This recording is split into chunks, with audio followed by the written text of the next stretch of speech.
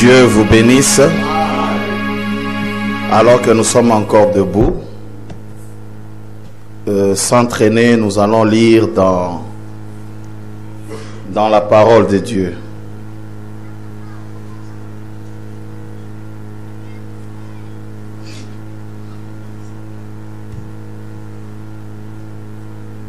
Toujours le même passage que nous lisons.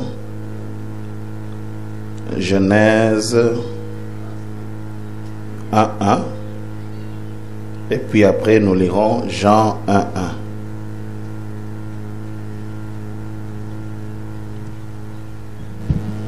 Au commencement, Dieu créa les cieux et la terre. Jean 1.1. Au commencement était la parole, et la parole était avec Dieu, et la parole était Dieu. Puisse le Seigneur ajouter ses riches bénédictions à la lecture de la parole. Vous pouvez vous mettre. Nous continuons avec notre sujet, notre sous-point, la condescendance d'Élohim. Nous avons expliqué cela. Nous avons presque défini, c'est la descente de Dieu de l'état invisible vers un état visible. C'est encore le changement de Dieu de l'intangibilité au tangible. Et c'est ça qui résume presque toute l'histoire de la création d'Élohim. Tout ce qu'il a fait, c'est qu'il cherche à matérialiser ses pensées, à matérialiser ses attributs, à devenir un homme. Car Elohim a été fait pour devenir un homme.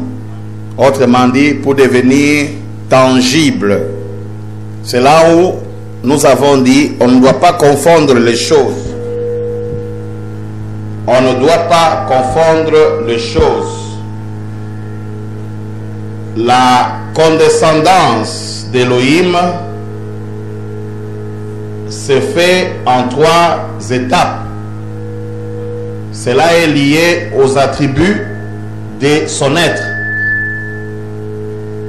D'Élohim, il est devenu le Logos. Du Logos, il devient homme. Et l'homme dont nous parlons ici, c'est l'homme de Genèse 1, 26 à 27 ou 28 là. Alors la condescendance, c'est l'action là. Elohim qui descend jusqu'à devenir homme. Et nous avons vu, ici c'est 1, ici c'est 2, et quand il devient l'homme, c'est 3. Alors c'est cette action ici. C'est Elohim qui se matérialise. Nous avons lu l'écriture. Il se matérialise complètement.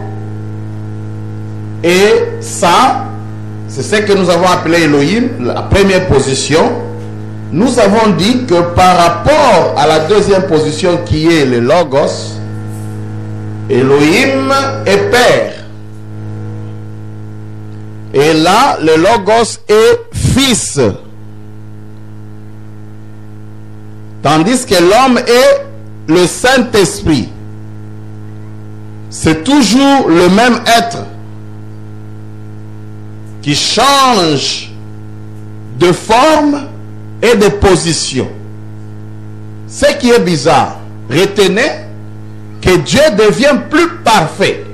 Elohim devient plus parfait quand il atteint sa troisième position. C'est pourquoi on dit Dieu est parfait en combien? En 3. Quand il est Elohim, là tel qu'il était là, il était parfait. Mais sa perfection ne pouvait venir que en la troisième position. Maintenant, n'oubliez pas qu'il était invisible, intangible.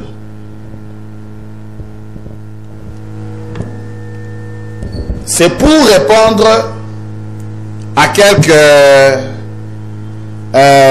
préoccupations ou mauvaises compréhensions où on pense que Elohim là était tangible avant le commencement. Non, non.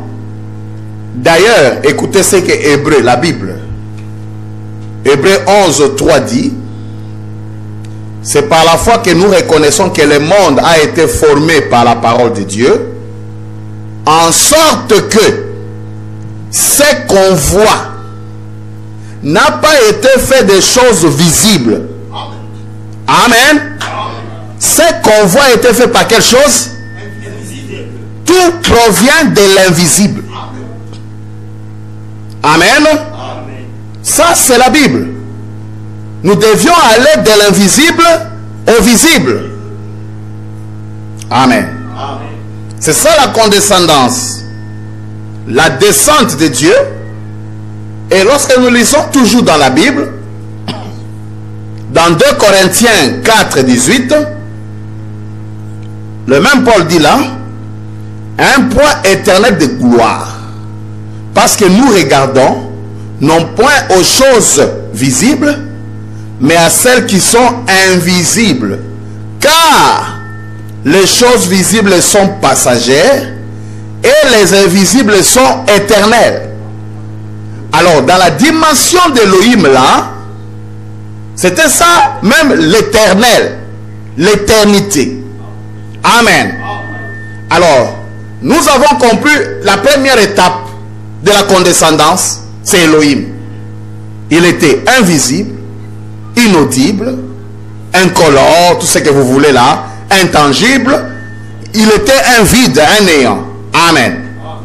Et maintenant, dans son deuxième pas, il devient quoi? Le Logos. Et quand il devient le Logos, je vais introduire ce soir une notion du temps. Une notion du temps éternel et du temps passager.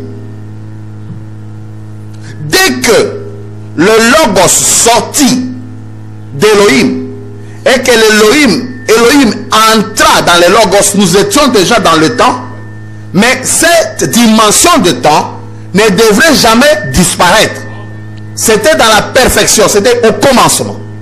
Dès qu'on dit au commencement, on est déjà dans le temps. Amen. Mais déjà ce temps-là, c'est un temps, c'est pourquoi vous verrez le message parle du millénium éternel. Or, le millénium, c'est un repos. Or, le repos, c'est le 7e jour. Or, le millénium éternel, c'est le 8e jour en fait. Amen. On dit un jour éternel. Lorsque vous dites, c'est comme une contradiction. Vous dites déjà un jour, mais vous ajoutez éternel.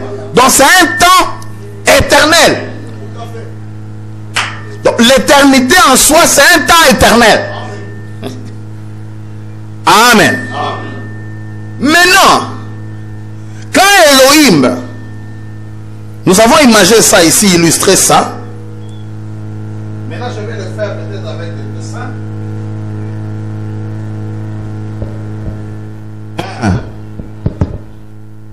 Admettons, nous allons beaucoup illustrer pour toucher cet aspect des choses. Regardez. C'est Elohim. Dans Elohim, il y avait plusieurs attributs. Parmi ces attributs, il y a un attribut qu'on appelle l'attribut de la plénitude. C'est ça l'ange de l'éternel. Un attribut qui voulait Elohim tout entier puisse être confiné dans un être. La plénitude, tout est en lui, tout est. C'est un attribut de la plénitude.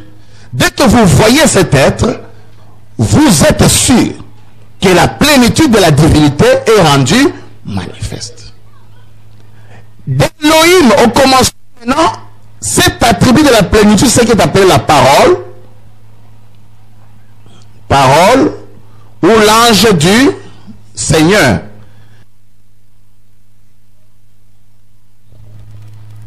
Au commencement était la parole, cet attribut est sorti. Et c'est venu ici. Ici maintenant je lui donne la forme du tribut. D'accord? Maintenant écoutez, puisqu'on a dit au commencement, c'est déjà un temps. Mais un temps éternel. Vous êtes avec moi? Maintenant, le cercle ici qui est Elohim, lui à son tour, entre maintenant dans le Logos. Le Logos sort d'Elohim. Est-ce que vous voyez ça? Ici, le triangle est dans le cercle. Mais ici, le cercle est dans le... Alors, qu'est-ce qui se passe? C'est ça lorsqu'on dit « Et la parole était Elohim ». Or, le Logos, déjà lorsqu'on dit au commencement était le Logos, c'est le temps. Mais quand on dit « Et le Logos devient Elohim », nous voyons l'incarnation dans la première dimension. C'est quoi? C'est déjà l'éternité qui entre dans le temps. Dans un temps éternel. Regardez. Lisons frère Branham d'abord. Vous voyez que frère Branham a parlé de ça, même avec Jésus.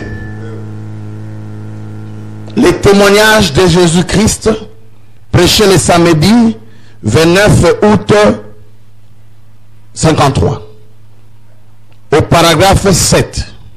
Je prends l'endroit. Mais il dit, je viens de Dieu et je retourne à Dieu. Il est venu de l'esprit il est venu de l'éternité dans le temps pour prendre, emporter nos péchés et est passé dans le temps et est retourné dans l'éternité. Il est venu de l'éternité dans le temps. Est-ce que vous suivez? Pour prendre nos péchés. Et il passa le temps et est retourné dans l'éternité. Vous êtes avec moi? Ainsi c'était Dieu. Amen. Lisons le sceau de Dieu, prêché le vendredi 14 mai 1954. Je vais lire directement les endroits essentiels. Écoutez, nous sommes au paragraphe 35. Et il est retourné dans la gloire, laissant cette parole-ci. Encore un peu de temps et le monde ne me verra plus. Cependant, vous me verrez. Car je serai avec vous, même en vous, jusqu'à la fin du monde. La personne du Saint-Esprit. Dieu retourna sous la forme Jésus a dit, je suis venu de Dieu, je retourne à Dieu. Il est venu de l'éternité, il est entré dans le temps, il est sorti du temps, il est retourné à l'éternité. C'est ça le jeu là, en ce temps-là. Quand Elohim devient le Logos, c'est déjà Elohim qui se confine dans ce qu'on appelle le temps. Amen. Parce qu'il entre dans le commencement. Et c'est là où on dit que Dieu s'est créé lui-même. Il s'auto-crée. Amen. Non seulement lui, mais il dit même nous étions dans cette pensée et nous aussi, nous sommes les attributs de Dieu. Le grand attribut de Dieu. Venant de l'éternité, entrant où? Dans le temps. Le parti de Dieu. Amen. Lisons frère Branham. Jésus-Christ le même hier, aujourd'hui, éternellement. Il en a prêché plusieurs. C'est la prédication qu'il a beaucoup prêché. Mais c'est pourquoi on donne les années. Ça, c'était prêché à Chicago le 16 janvier 55. Un dimanche 16 janvier 55. Nous sommes au paragraphe 12. Écoutez. ceci c'est la fin du temps. Il n'y aura plus de temps.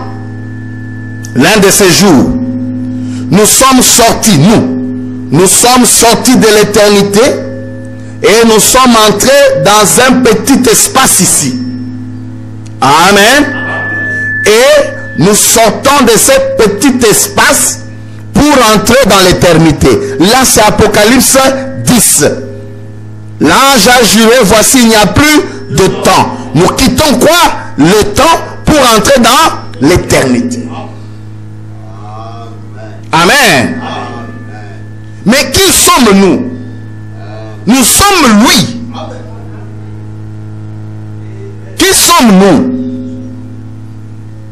Nous sommes ces parties. Retenez,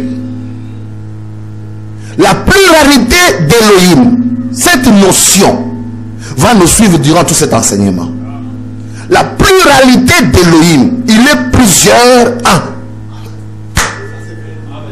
Je reprends cette phrase, il est plusieurs un. Amen. Retenez cela, parce que cela va venir alors que nous évoluons. Donc, au fait, même toi, tu étais de l'éternité. C'est le Dieu là qui est entré dans le temps. C'est pourquoi Frère Branham, en donnant son expérience, en disant qu'il est allé dans la 6e dimension, il a intitulé ça « Au-delà du rideau du temps ». Et qu'est-ce que le rideau du temps? Dans ce cas-là, c'est la chair humaine. Amen. Elohim a quitté l'éternité, s'est condensé, s'est compressé. Amen. Et il est entré dans un espace qu'on appelle le temps. Mais ce temps-là n'est pas péché. Ce temps-là est un temps éternel. Amen. Vous êtes avec moi? C'est pourquoi nous allons un peu faire la géométrie avec le Seigneur William Marion Branham. Comment il parle de cette éternité et comment il fait ressortir le temps. Et c'est ça le mystère. C'est encore un grand mystère.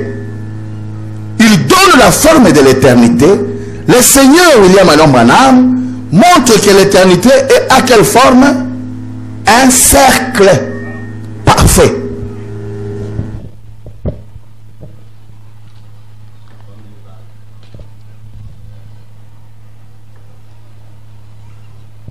Voilà notre éternité.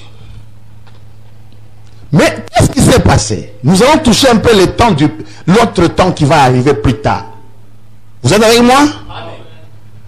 Tout ça, c'est le logos déjà encore. Mais il y a un temps qui arrive. Et ce temps-là, c'est le temps matériel que nous avons de calendrier.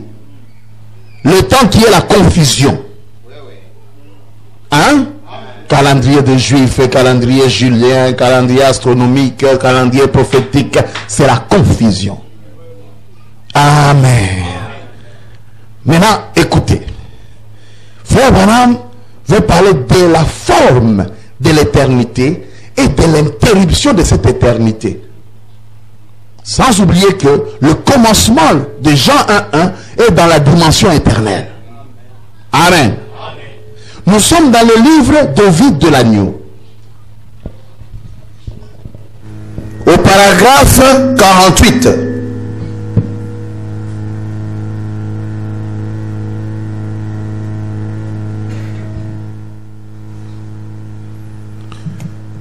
De quoi avons-nous peur? Ça c'est Frère Branham. Il a prêché ça le 3 juin 1956, un certain matin. De quoi avons-nous peur? Écoutez-moi mon frère découragé. La Bible dit que Jésus était l'agneau de Dieu immolé avant la fondation du monde. Remarquez, oh là là, combien cela met vos cœurs en feu. Combien cela vous donne de l'espérance. C'est vrai, ça donne l'espérance. Immolé dès avant la fondation du monde, donc ça devient une grâce éternelle, une grâce infinie. Amen. Combien cela vous donne l'espérance. Tout là-bas, avant la fondation du monde, lorsque Satan a amené la perfection, lorsque Satan a amené la perversion, point, frère Branham s'arrête, Dieu étant infini, écoutez, a parcouru du regard le cours du temps et a vu la fin, la préscience. S'il ne connaît pas toutes choses, vous avez un Dieu limité. Vous avez fait de lui un Dieu limité comme vous et moi. Mais Dieu est illimité. La puissance de Dieu, la connaissance de Dieu, tout, il est l'omnipotent. Bien avant la fondation du monde, lorsque Satan avait fait le mal, suivez. Est-ce que Satan a commencé à faire le mal sur la terre? Écoutez. Car Satan avait en tête ce qu'il allait faire. Dieu avait alors envisagé comment il pourrait contrecarrer cela. Amen. La Bible dit au commencement était la parole. Saint Jean 1. Et la parole était avec Dieu. Et la parole était Dieu. Au commencement, lorsque le temps commença. Avant cela, c'était l'éternité. C'est dans le temps, c'est dont nous parlons. L'éternité, c'est comme un panorama. Cela n'a pas de fin. C'est un cercle. Vous êtes au tableau avec moi? Qui continue toujours. Toujours et toujours. Si vous êtes ici, excusez-moi, vous ne ferez que tourner, n'est-ce pas? Vous ne ferez que tourner. Ça continue toujours et toujours. Toujours et toujours. Vous tournez. Écoutez. C'est une roue sans fin qui ne s'arrête jamais ou qui n'a jamais de fin. C'est déjà un élément. Mais écoutez, quelque chose qui ne s'arrête pas. Écoutez, paragraphe 49 toujours là. Mais Satan y a fait une interruption.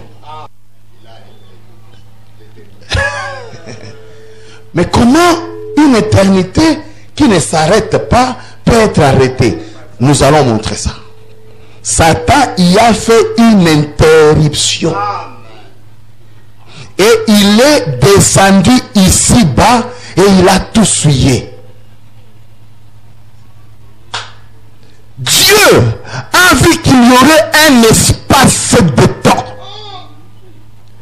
Et étant le grand infini, il a regardé la chose du commencement au commencement. Du commencement au commencement. Donc deux commencements. Un commencement éternel et un commencement perverti. Amen. Il baissa les yeux. D'accord? Prenons la prédication, la perfection. Prêché le 2 juin 1956 au paragraphe 9. Ensuite, on rattache cela au chapitre 10. Nous sommes arrivés à la loi qui possède une nombre de biens à venir.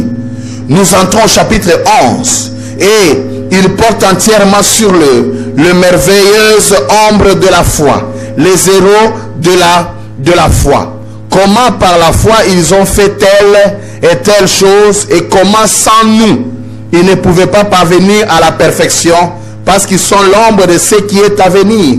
Et puis nous abordons le chapitre 11 et Paul, ou plutôt le chapitre 12, Paul dit: puisque nous sommes environnés d'une si grande nuée de témoins, rejetons tout fardeau et le péché qui nous enveloppe si facilement et courons avec persévérance dans la carrière qui nous est ouverte. Le chapitre 13, le dernier chapitre dit, se termine par ceci vers la fin. Jésus-Christ est tout en tout. Il est le même hier, aujourd'hui, éternellement. Voyez-vous, montrant que c'était Christ avant la loi, c'était Christ dans la loi, c'était Christ au jour de la grâce, ça sera Christ éternellement. Jésus-Christ le même hier, aujourd'hui, éternellement. Quel beau tableau nous peint l'épître aux Hébreux. Bon, on reprend maintenant par le verset 1. Reprenons Le dimanche passé, nous pensions que nous abordions le sujet, la perfection. Mais après, Dieu nous a fait revenir et nous avons pris la préscience. Nous montrons qu'avant donc la fondation du monde, combien était ici le dimanche passé? Faites voir demain. Avez-vous compris cela? Avant donc la fondation du monde, nous avions été placés en Christ. Pensez-y. Dieu étant infini, lui qui ne peut pas mentir, qui ne peut pas se contredire, il sait toutes choses, tout aussi parfaitement au commencement qu'il le sait à la fin. Et il est tout aussi parfait à la fin qu'au commencement. Dieu n'a pas de fin comme l'éternité. Vous ne pouvez jamais trouver un coin dans un cercle parfait. Vous pouvez tourner pendant des âges et l'éternité, cela ne connaîtra jamais de fin. Et c'est pareil pour Dieu. Et quand il était d'abord Dieu, celui qui a toujours été, il était infini et parfait pour commencer. Et il le fera toujours. Il ne peut jamais changer. Il est parfaitement le même. Or, cette grande chaîne de perfection, écoutez, a été brisée par l'espace du temps. Écoutez, le temps est apparu à cause du péché. Or, le temps dont on dit au commencement était la parole, est-ce que le péché était là? Maintenant, le temps qui apparaît ici après le péché, c'est quel temps? D'accord?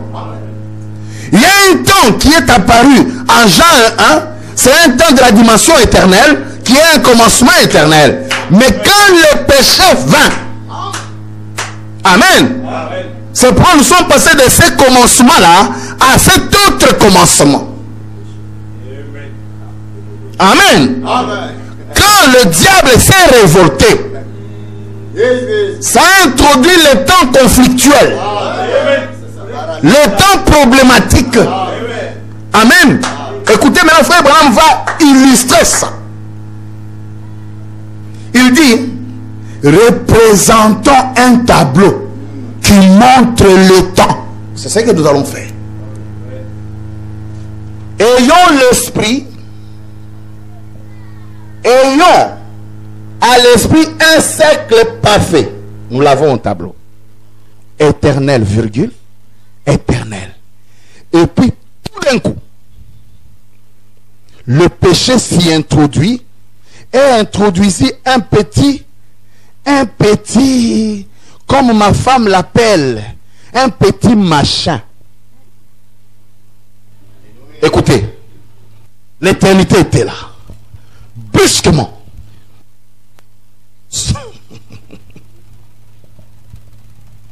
Quelque chose, par la désobéissance du diable, apparaît ici. Vous êtes avec moi? Et ça tombe de l'éternité. Vous êtes avec moi? Ça tombe de l'éternité. Maintenant écoutez. C'est ça. Et ça crée, écoutez, l'éternité reste. Ça crée quelque chose comme ça. Et c'est cet espace ici qui est appelé temps.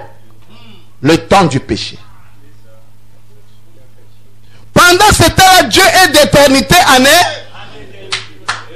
Vous voyez ça? Hein?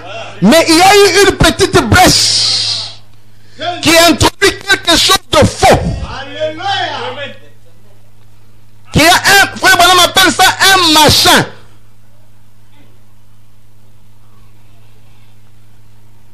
C'est ça le temps. Mais Apocalypse 10, c'est ici. Et ici à Apocalypse 10, il n'y a plus de temps. Frère Branham dit, nous rentrons maintenant dans l'éternité. Nous rentrons dans le cycle éternel. Amen. C'est pourquoi tous les éléments du temps doivent disparaître.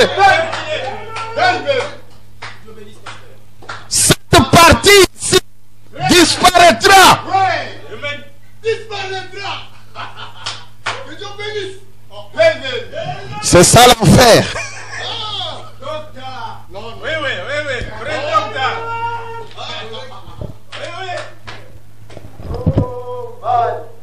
Un machin. Amen. Il dit, oh, cette grande chaîne de perfection a été brisée. C'est là où j'ai mis la barre rouge. Par l'espace de temps. Le temps est apparu à cause du péché. N'est-ce pas? Voilà. Représentons un tableau qui montre le temps. Ayons à l'esprit un siècle parfait, éternel, éternel. Et puis tout d'un coup, le péché s'y introduit. Et introduit un petit, comme ma femme l'appelle, un petit machin. Ou une petite dépression dans la chaîne. Une petite quoi? Dépression. Amen. De sorte que cela prend maintenant l'éternité. Prend maintenant. De sorte que cela prend maintenant. L'éternité continue. Le siècle, personne ne peut briser les siècles. Amen. C'est juste quelque chose de faux, d'ivré, d'irréel que le diable a introduit. C'est pourquoi Dieu devait suivre l'homme dans cette dépression. Amen. Et c'est là où nous sommes venus exister.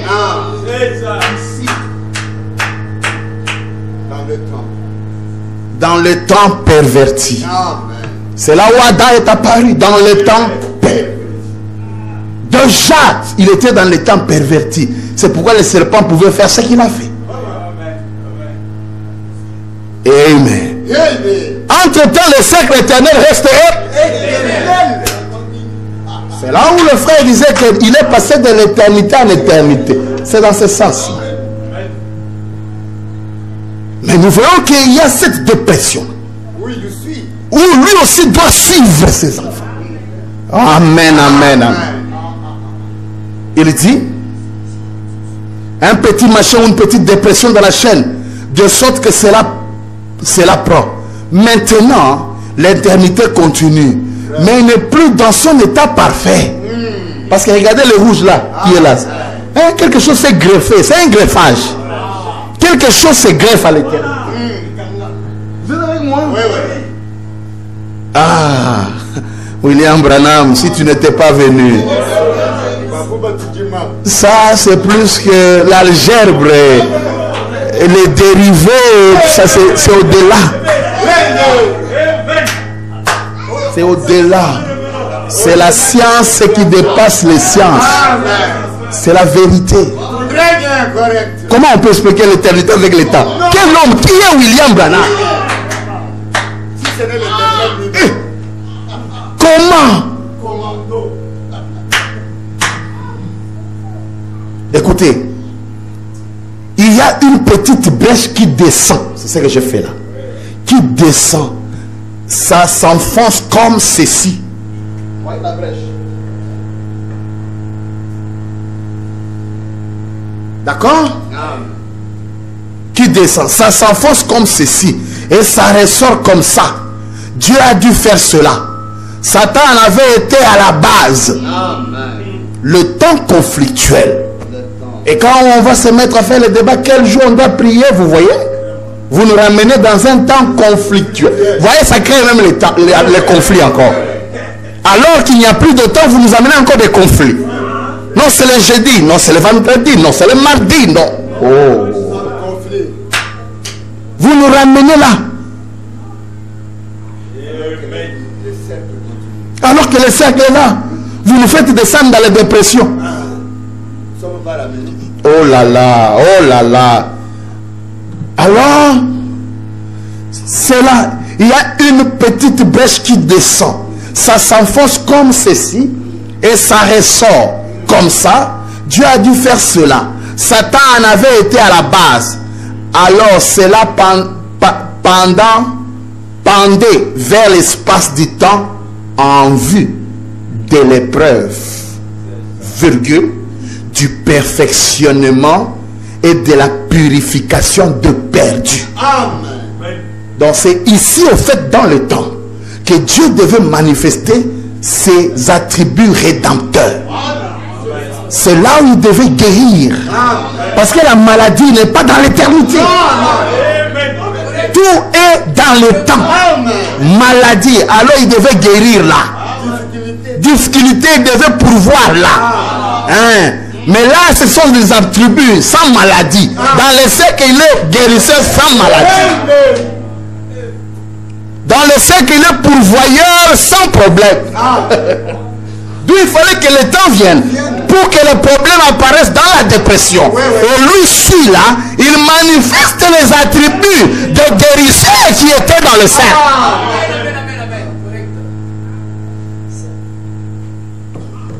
Amen. Pour la purification des perdus, cet espace-là.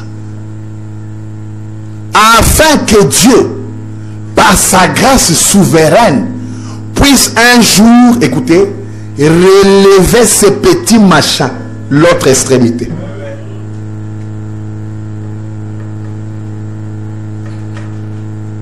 Vous êtes avec moi? Un jour, Dieu, dans sa grâce, puisse quoi? Relever les petits machins. Amen. Ou cette petite brèche dans le cercle parfait. Alors ceux qui restent dans cette dépression, c'est ça même l'enfer. Parce qu'ils vont exister des millions et des millions, mais ils vont disparaître. Et c'est là le chevauchement que nous voyons. Nous sommes dans l'éternité.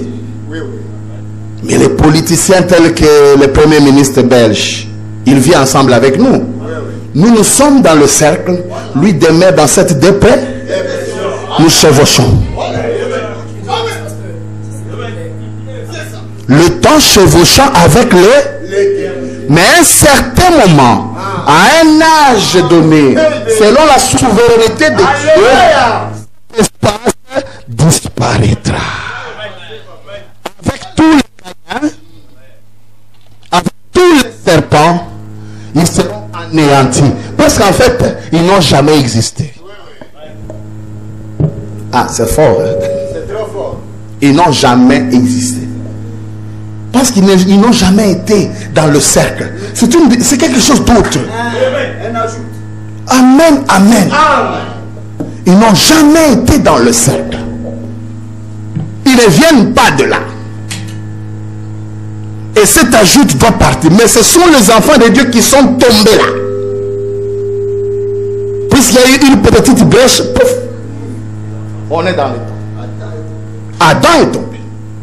Tous les hommes, ils sont venus avec le diable déjà qui avait commis quoi? La désobéissance. Ils voulaient devenir comme qui? Comme Dieu. Faire un coup d'état au ciel. Ou avec la démocratie. Ça n'a pas commencé ici. Ça a commencé au ciel. Je peux voir le diable dire, pourquoi seulement cet ange doit régner autour de nous? Nous aussi, nous sommes des anges comme lui. Nous devons faire la démocratie. C'est pourquoi frère Branham dit, la démocratie est du diable. La dictature est du diable. Les républicains ont tort. Les démocrates ont tort. Il n'y a qu'un seul qui a raison. C'est l'Éternel, c'est Dieu. C'est la parole qui devait régner. Oh, moi aussi, moi aussi. Amen. Donc, ces petits machins du cercle, ou cette petite brèche dans le cercle parfait, alors le cercle tournera correctement. Donc il y a un temps, et vous connaissez le temps là, à la voix du 7e ange. Amen. Je vois un ange puissant qui descend, celui qui vient